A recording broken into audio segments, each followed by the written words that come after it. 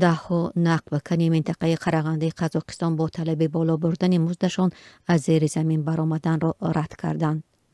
مقامات منطقه قرغنده روز 12 دکبر گفتند که نزدیک به 200 کارگر در 4 کان انگشت شختینسکی 2 شب را در زیر زمین سپری کردند.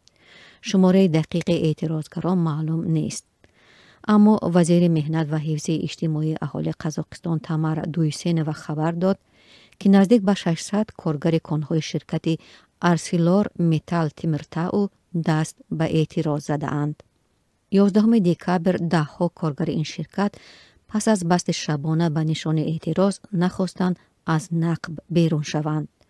آنها طلب دارند که مزد مهنتشان بلند و شرایط کاریشان خوبتر کرده شود.